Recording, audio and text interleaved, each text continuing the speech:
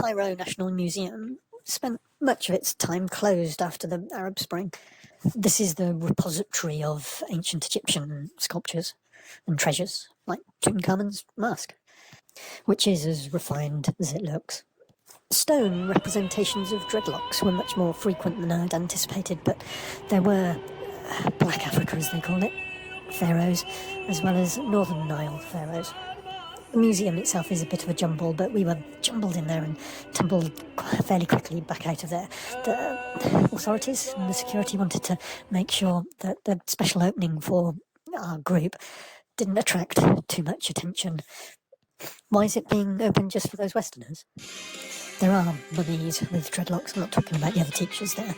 The Tutankhamun mask-like headgear is to cover the display of wealth entwined with the dreadlocks of the pharaoh.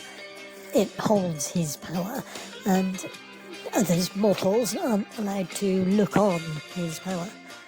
It's a funereal mask. There are skulls that still have the dreadlocks attached as well, like mummies.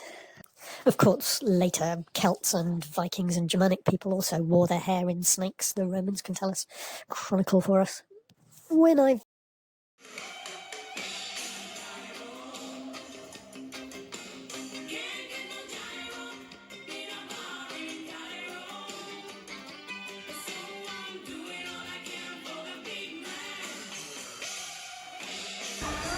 Welcome to Cairo, the bustling capital city of Egypt. So what do Egyptians do at night? Is there a vibrant nightlife scene in this city of over 22 million? Whether it's sitting at cafes, smoking shisha, or watching football matches and having coffee, going out to dinner with friends, or simply wandering the streets shopping,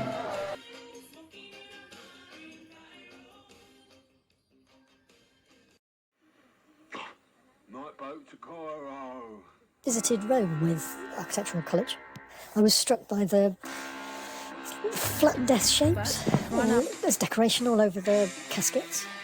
Sarcophagi, the ossuary where they keep the bones. A series of flat death shapes all the way around. This is a striggle or a struggle, the shape of a modern-day bricklayer's bucket-handled pointing trowel. It was a razor that was used to take all the hair off the body, a cleanliness thing. It makes your body feel alive. Your skin tingle, a bit like how people thrash themselves with bits of bush after a sauna. You have to be able to afford razors, though, don't you? So it's a status thing, isn't it? The lack of hair on the body. Not everyone was doing it, so people didn't want to do it. It's not a modern phenomenon. In ancient Egypt, some women removed their pubic hair through copper razors, flint stones, and a process called sugaring, a bit like waxing, in which you heat up water and sugar into a paste-like substance, which was used to remove hair with strips of cloth. However, it should be pointed out that not all ancient Egyptians partook in removing their pubic hair, as many hieroglyphs and works of art depict women and men with dark triangles around their genitals.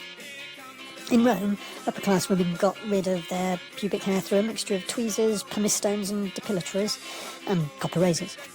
Additionally, a woman of ancient Greece would remove their bush through plucking out each individual hair or singeing it off with heat. No thanks. In one of Aristophanes' plays, a man who plans to go undercover as a woman to spy is held down and plucked entirely of pubic hair, an act that feminizes him. If you take a close look at ancient Greece art sculptures, you'll be hard-pressed to find women sporting any hair down below, further indicating that it was a dignified act to be bald below the waist. In the Middle Ages, it was disease prevention by prostitutes, so if you were a bit posh, you'd more likely have pubes. Dust, dirt, lice and vermin were rampant in the Dark Ages, and pubic hair protected. Naughty photos inevitably accompanied the first cameras and lithographic prints, and they show a trimmed state of affairs. You'd have to be rather trusting to let a cutthroat razor near your bits, wouldn't you? Gillette 1915 specifically market razors to women, mainly for unsightly and objectionable underarm hair. Gillette sounds like a French name to me, but French women famously keep their arm hair, don't they? The 1970s were all natural. The 80s and 90s with the high-hipped Swimming costume, the landing strip became very popular, Baywatch style. While you wouldn't really think of Brazilian bikini waxes as civilised, it's much better than boiling hot sugar water burning yourself, isn't it? This at the same time that there's a craze for gentlemen's beards up against it, which take just as much grooming.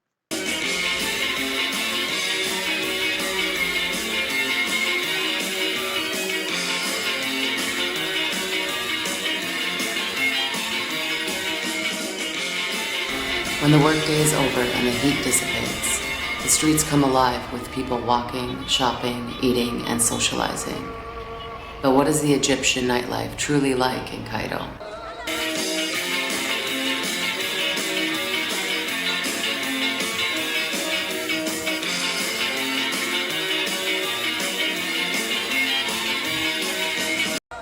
In the West, when we hear the word nightlife, we typically think of bars, clubs, dancing, and live music, with the expectation that all of these establishments providing the entertainment will be serving alcohol. But Egypt is an Islamic country, with an estimated 90% of Egyptians practicing Islam, and Islam forbids the consumption of alcohol.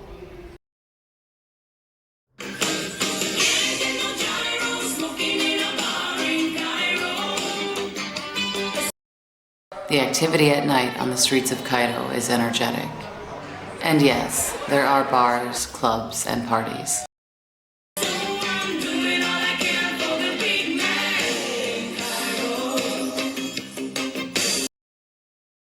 Towards the tail end of the Arab Spring in Cairo, Egypt, a dozen of us were arriving on each plane, and we were all to assemble in a local airport hotel before moving on to Maadi, where we would have some assimilation and training.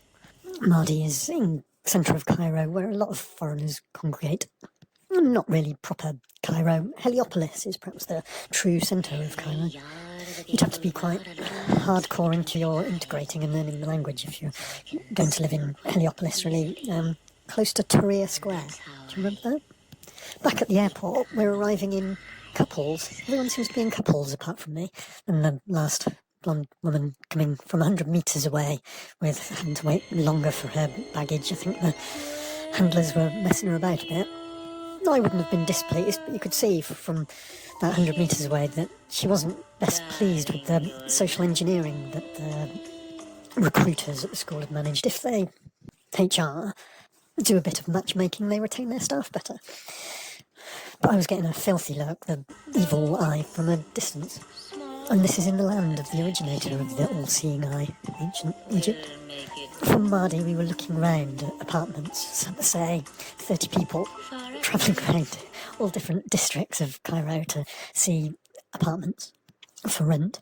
All assembled outside the minibus, 30 people into an apartment, hardly know each other, 5 minutes and out again and on to the next one, driving for half an hour.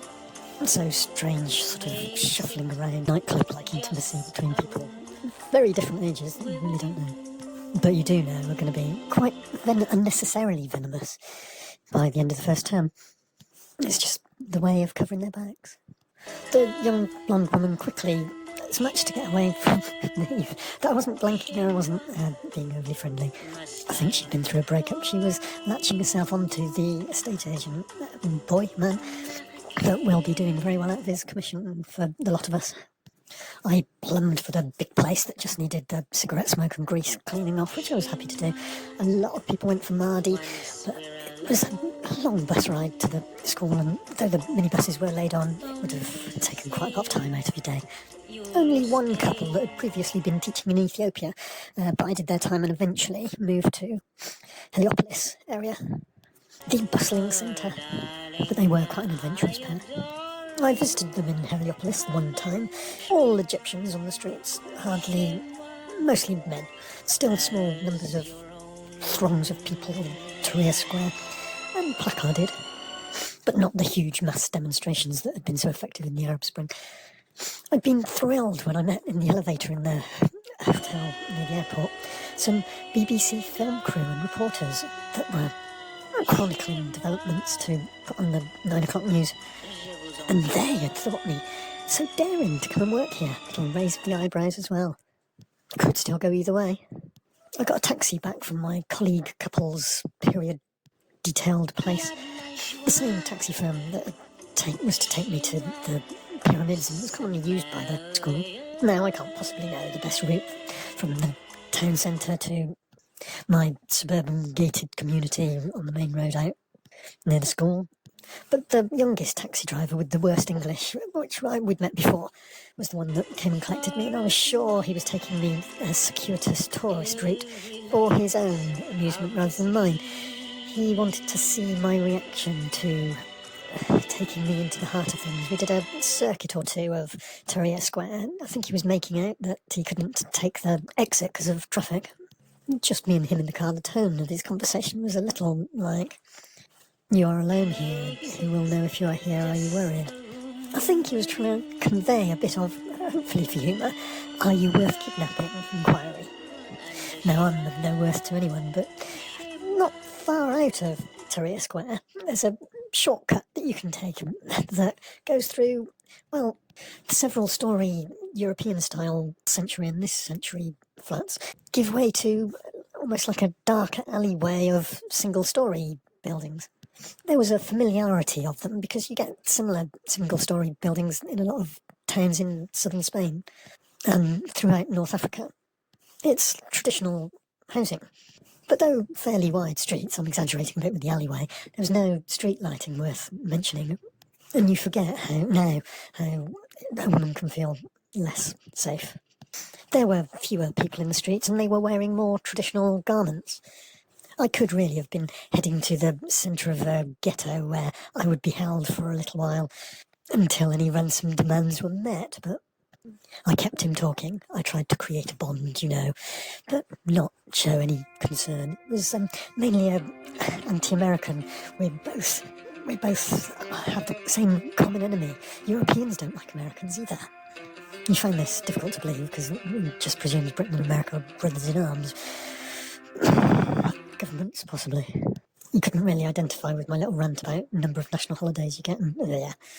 But while the single-storey street did go on for a long time, he was going at an appropriately slow speed.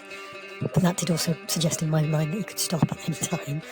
We did get past the Muslim rebels' stronghold, ghetto, and the road opened out onto a roundabout, and we were out of town, on the motorway. The ladies still sweeping sand off the motorway, as they do for miles, for days. And years. But indeed, he did deliver me to my gated community and my security-guarded home from home. Now, you should know my view on tipping culture by now. Within this gated community, the Arab Spring Revolution was different from Heliopolis and even different to Maadi. Maadi is on the banks of the river, and any protests I saw there were sort of loud marching, drumming affairs marching through the markets and the riverfront. Mostly men letting off steam. They had a very different atmosphere. The roundabout at my gated community, it was almost all women. The men would have been working, perhaps in banks or in business. Everything's business, isn't it? The Red Hand Gang, I used to call them. There was like a red hand symbol logo that they used to hold up on their bands. Something to do with Muslim. But the protest, on the face of it, seemed to be about women maintaining their privilege of being able to stay at home and not work. They didn't want to be dragged into the way of work by consumerism. Women being obliged to work would have been an abuse to them, really. It seemed, in this little world, a protest of privilege, and the right to maintain that privilege. In a household of plenty, I think the husband is a better husband than for the poorer persons of Maadi. Without any sort of social security system to fall back on, they're perhaps not such good husbands. There had been a plan to go camping way on down south in Sakara. Sakara is the place with some of the oldest burial Egyptian monuments, and also perhaps the most intimate and interesting. Death on the Nile Hotel, none of that for us, but there was a general consensus that this had to be, not by the teachers, but by the management, that this had to be stopped. We couldn't ensure security we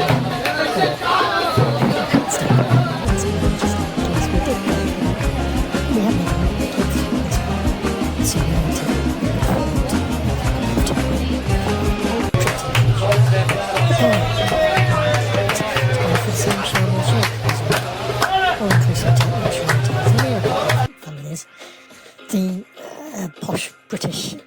absolutely brilliant Spanish classic guitar player that used to play in the school lobby every time it was time to get the bus back to Maadi. I went to Alexandria, wanting the history and the scuba diving to submerged ruins. Atlantis. The Mediterranean's been so overfished, though, I didn't really want to go with them. Though, very nice family, I'd have enjoyed that holiday. I went recommended to a Sinbad hotel entirely on my Todd to Dahab.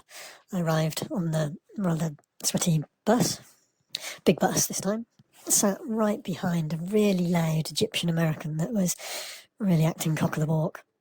I asked him to quieten it down a little bit, nicely, and he's just showing off in front of his wife or girlfriend and his friends or local relatives. And he's giving it all this, I'm gonna mess you up, but using different words that YouTube might not approve of. With a little help from my friends, I just sat my ground and suffered him, really. Well, this was on the way back, actually, because there was a cleaner on the same bus, a cleaner from the school on the same bus that had been back to see her family. And she'd sort of said about my difficulties to the head of year. I'd seen someone I vaguely recognised, but I didn't really know why. Of course, the head of department gave me a bit of a mystery to solve because he knew all about it and was recounting it back to me, but with a concerned tone of, you must have started it. Knowing full well that wasn't the case, because he'd got a reliable report. As the Wembley comedians used to say, that's you, that is. The head of department had been from the onset attacking me without due cause. There's always got to be a casualty. HR have always got to be busy. Anyway, Dahab, lovely and quiet place. The bridge is perhaps the centre of Dahab. There's a fountain.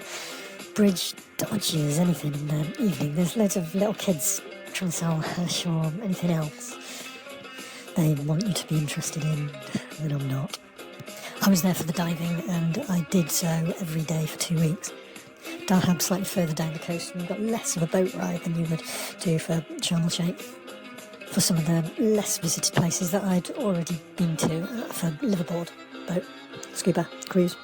I spent most of those evenings sat with the female dive instructors, smoking shisha into the night.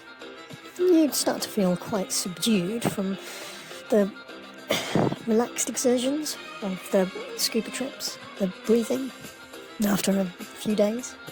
There was 3 city traders from London that sort of adopted me as well. They were good fun. They'd given up on Sharm el-Sheikh as a result and gone for something more authentic. Bar hopping and drinking in pool. And a bit of dancing in empty discos. Daftly. The scuba diving camel safari was by far the highlight of the 2 weeks, though. You take your bottles, your air canisters, on your camel with you and all your gear. And you go off back in time, really. You're getting a meal laid on after your coastal meanderings. In a reed hut. Enhanced best quality local vegetarian food. The reed huts and camels are what the whole of the sea coast would have been like back before the all-inclusive multi-storey hotel resorts. And even before the fake boat, fake 1970s concrete cave discos of Dahab, or single-storey marketplace. It would have just been temporary tribal reed huts. But of course, out in the middle of nowhere as we seem to be, but actually not far from that rope bridge that people can drive to by road, there's a policeman or 2 with a machine gun, just to make sure that the camel safari doesn't get kidnapped. From the day's reed shack habitation, as old as the pyramids. Though I suppose the camel herders could make off with your gear while you're underwater, couldn't they? My actual accommodation back in Dahab, though the communal areas had a wonderful harissa and selection of hammocks, the actual beds had bugs. No, there was no AC either. And the authenticity of sleeping on a straw mattress.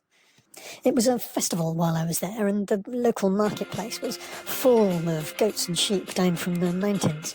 They meet a sticky end. You could actually watch some of the families slaughtering their goats in the street so that they could eat meat for the festival. It was a ritual sacrifice like you would have seen in animistic times, the pharaoh type worship long before Muslims did. But while I wasn't even going to Sharm el-Sheikh, I had no interest in going there. It was the arrival in Dahab and the taxi drivers that hassle you straight off the bus. Do you want to go to Sharm el-Sheikh? And they're sort of quite vociferously hassling you and pouring at you to go to somewhere where you don't want to go, just so they can earn money. Now, this got so bad that there was a nice car-ish for their two young guys, one in the front seat, one in the passenger seat. I was walking to more or less where I knew where to go for my lodgings, and they're curb crawling me down the street. They know that I've given them a no. It's been very clearly put to them. The firmer I put it, the more insistent that I should go somewhere I don't want to go they are. No, I don't like being curb crawled. Even from 50 metres away, they were still doing it. For some stupid reason, I decided the only thing to do was to weakly, and not really hardly in their direction at all, to throw a stone. Now, of course, they threw it back much more accurately. After getting out of the car, I didn't quite know what was going to happen when they jumped out of the car, but it did clearly communicate to them a no. So that was good. But they had then surreptitiously followed me to my hotel location-ish, where I was fine-tuning my directions, and they were plotting a hotel robbery. But the local, quieter community closed ranks on them. Gated hotel complexes in Sharm el-Sheikh are that way for a reason. Must be horrendous harassment. That's the trickle-down economy. But covered in mosquito repellent and sleeping under a cotton sheet that I'd brought myself. Dahab was a great holiday, and it sounded much better than the other teachers that had come back from Sharm. They'd spent most of their time practising a hijab of the eyes, where they're not really observing their colleagues in less than bikinis. Hijab of the eyes is actually something that every good Muslim should practice. It's the man shouldn't ogle the woman. Even matter-of-fact appreciation can cause offence, which, when the woman is flamboyantly wanting to be noticed, it can prove a bit tricky for the waiter, wherever. I mentioned the pyramids of Giza. Went there a couple of times. There's a wonderful route you can take from a poorer part of town. You go through the complex, the gates, and then through the roads around the pyramids. You can take the horse and cart, but it's easy and short enough to walk. Past the Sphinx, give it a kiss. Just like you held the Eiffel Tower on the palm of your hand. And on round past the back end of the Sphinx, you eventually come to a big old colonial hotel, I think you'd say. Beautiful palace, and they've got a well-stocked bar where you can have some nicely mixed cocktails. I did this route a second time with a friend that had come to visit. We had the taxi to these, to me, back gates, but it's a main road. The local boys wanting to be your guide. Don't know how much they know. I tend to go for an older guy. They were jumping on the bonnet of the car while it was still moving at some speed so that they could get your attention, rather than as you not being able to get out the car door once you'd stopped. I steered clear of any guides, but the one that stayed on the bonnet for a good 100 metres, I couldn't. Desperate or nuts, who could say? Local youths with gang-affiliated facial scars, not distant. Even the taxi driver was excruciatingly polite and placid about the potential damage to his prized vehicle. Jalopy brand. I was a regular patron of an imam. In my gated community, there was a bread, unleavened flatbread baker in the corner of the local square market that sold everything. The imam from the local mosque just down the road from me that you could hear all the time, really, had this bakery business up in the corner. And a lot of his customers, each time I went there, would be sort of, why are you selling to him? Obviously not in English. I respected that the imam, even if he didn't want to speak English, but we managed to communicate respect. I didn't really get an answer to why his is the best in town. Is it the wood that it's fired on? Is it the oven? Is it the ingredient wheat that he uses? But I think he appreciated my effort and recognised a compliment. I was a regular, but he could have quite happily done without my few dirhams. On another end of a similar spectrum, I had the luxury living locally of going to the school swimming pool on a Saturday. Just me, the sun, and a 25-metre pool all to myself. Then one day, the deputy head and his wife, who'd been working in Qatar previously, had the same idea. He's obviously my superior by some margin. And his beautiful wife in minimalist costumery had all the margins. They were very easy to talk to and a protracted, sedate affair. Conversation. It was all the same, really, as being in the altogether, which I tended to be in my large apartment, home from home.